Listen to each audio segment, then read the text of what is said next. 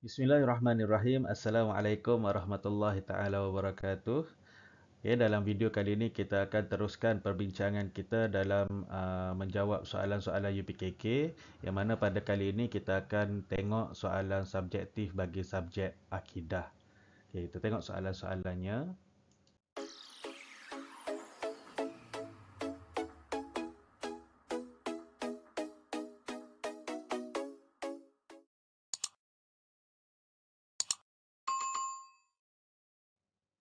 Okey, soalan 28 hingga 29.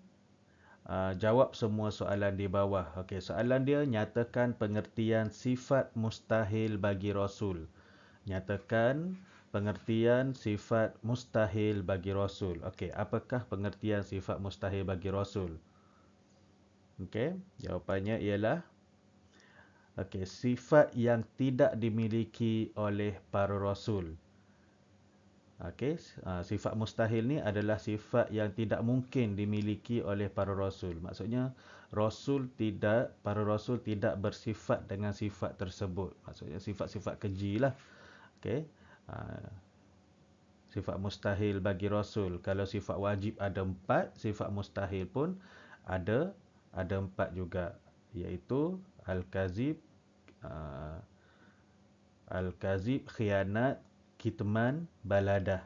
Okey, itu sifat-sifat yang tidak dimiliki oleh para rasul. Okey, itu pengertian bagi sifat mustahil bagi rasul. Okey, seterusnya soalan dia, tuliskan kesan beriman dengan sifat mukhalafatuhu lil hawadis. Tuliskan kesan beriman dengan sifat mukhalafatuhu lil hawadis. Okey, kalau kita tengok kat sini, dia nak kesan beriman. Kesan beriman maksudnya perkara-perkara yang positif. Kemudian maksud mukhalafatuhu lil hawadis, apa maksud sifat Allah ni? Mukhalafatuhu lil hawadis adalah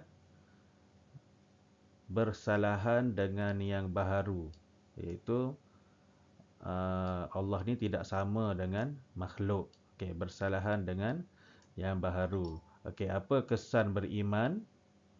Okey, apakah kesan berimannya? Itu kita senaraikan kat sini.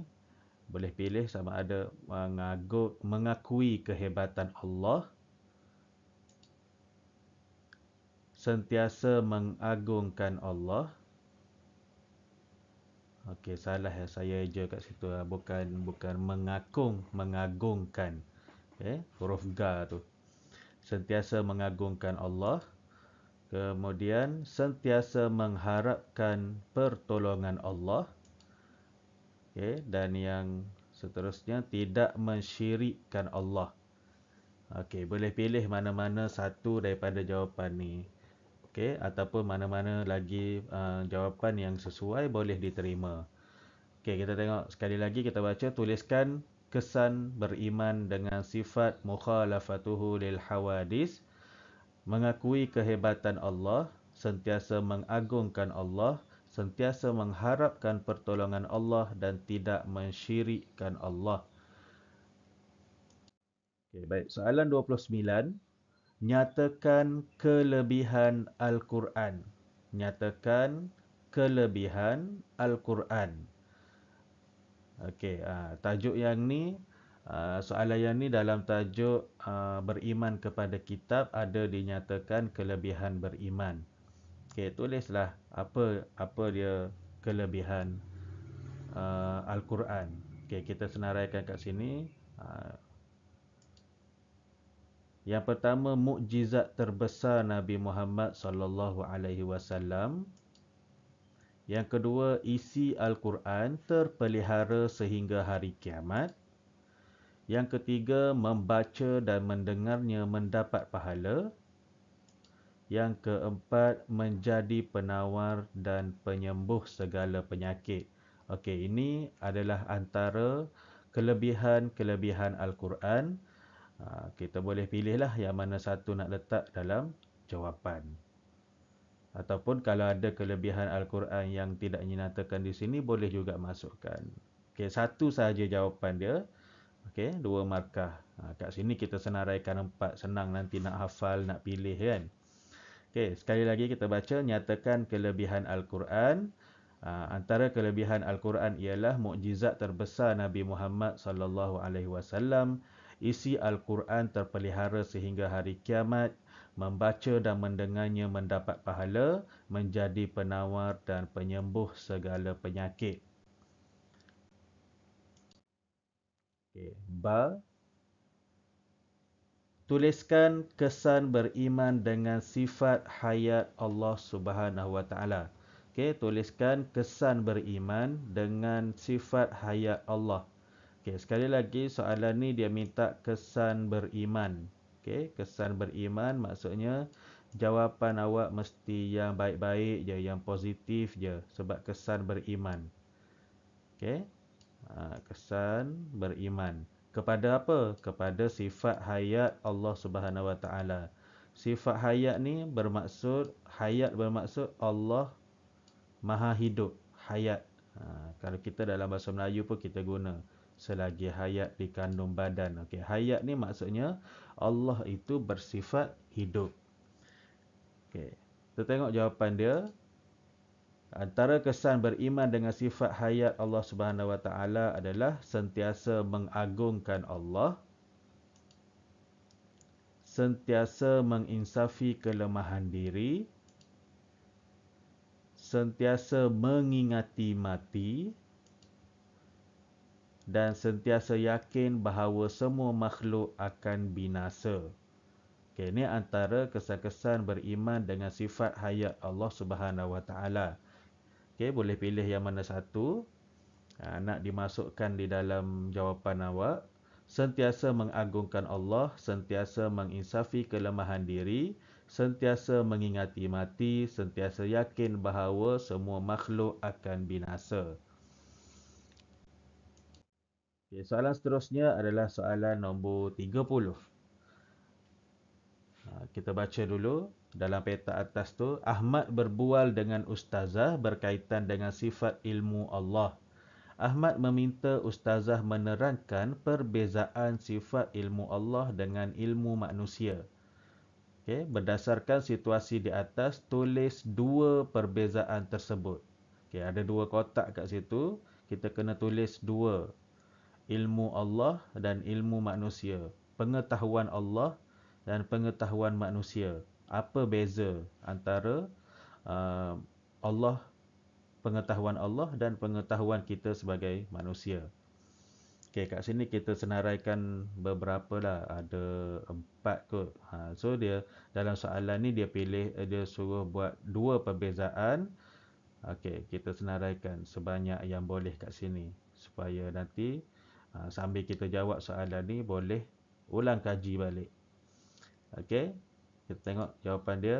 Ilmu Allah itu tidak terbatas. Ilmu manusia terbatas.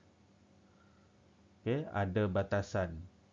Ilmu Allah ni tidak terbatas. Semua perkara Allah tahu, termasuk yang tersembunyi, termasuk yang di dalam hati, gerak hati kita, semuanya Allah tahu. Tak boleh tak ada satu pun yang kita boleh sorok daripada pengetahuan Allah Subhanahu Wa Taala.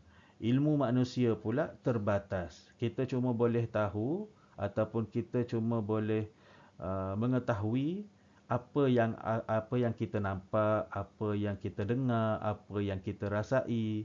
Tapi kita tak boleh nak tahu. Ilmu manusia ni dia tak boleh nak tahu apa yang ada dalam hati orang lain, apa yang ada dalam pemikiran orang lain, ataupun apa yang kita tak nampak, memang kita tak ada ilmu berkaitan perkara tersebut.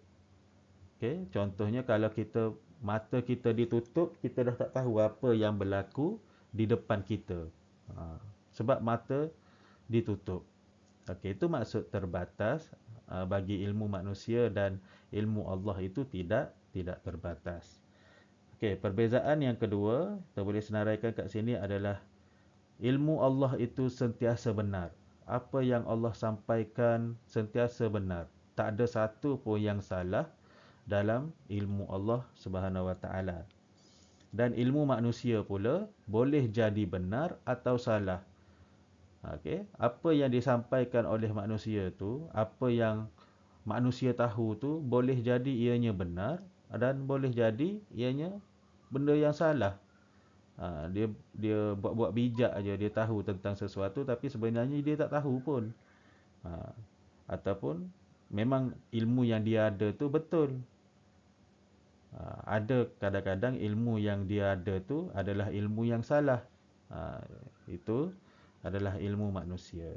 Okey, perbezaan yang ketiga kita tengok. Ilmu Allah tiada permulaan. Okey, tiada permulaan. Maksudnya Allah tu tak memerlukan guru untuk mengetahui sesuatu. Okay? Allah tak perlu ada guru untuk dia tahu tentang sesuatu. Antara maksud dia lah. Ilmu manusia pula ada permulaan. Okay, manusia ni dia ada permulaan bagi setiap apa yang dia nak tahu. Contohnya, kita ni memang berasal daripada kita tak tahu apa-apa. Permulaan kita untuk tahu adalah dengan cara kita belajar. Daripada kecil sampailah ke besar kita dalam proses pembelajaran sahaja. Baby pun belajar macam mana cara nak meniarap, nak merangkak, nak berjalan. So ada permulaan. Okey?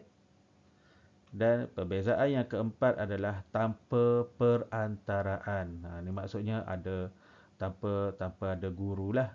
Yang tadi Allah yang nombor 3 tadi tiada permulaan, maksudnya Allah tahu tu memang sejak azali lagi, memang Allah dah tahu, dia tak ada permulaan. Tanpa perantaraan, tanpa ada guru. Sedangkan manusia menggunakan perantaraan. Tak kisahlah perantaraan kita mendapatkan ilmu itu daripada guru ke, ataupun buku ke, daripada internet ke. So itulah perantaraan.